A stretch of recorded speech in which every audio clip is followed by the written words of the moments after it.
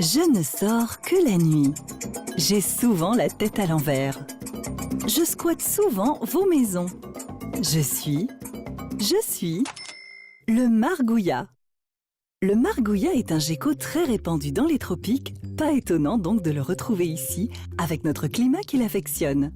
C'est un peu notre animal de compagnie du soir.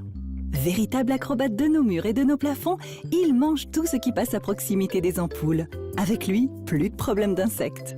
Savez-vous qu'il existe un point commun entre un margouillat et un cafard? Tous les deux sont anthropophiles, c'est-à-dire qu'ils aiment beaucoup notre compagnie.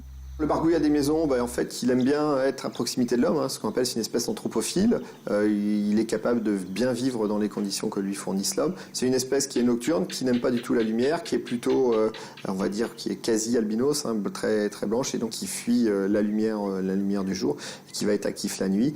Et bien sûr, on l'observe près des lumières chez l'homme, mais en fait, s'il vient, c'est pas spécialement pour la lumière, mais bien parce qu'il y a des insectes qui sont attirés par ces lumières. Comment fait-il pour tenir à l'envers? Le margouillat des maisons, Hemidactylus frenatus, il est très représentatif des geckos qui sont capables de grimper et de se tenir sur de nombreuses surfaces, y compris sur les plafonds.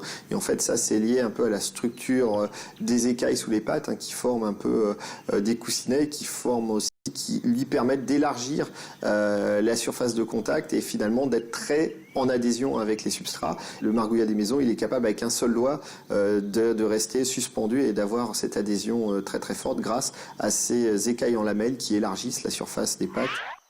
Pourquoi pousse-t-il des petits cris?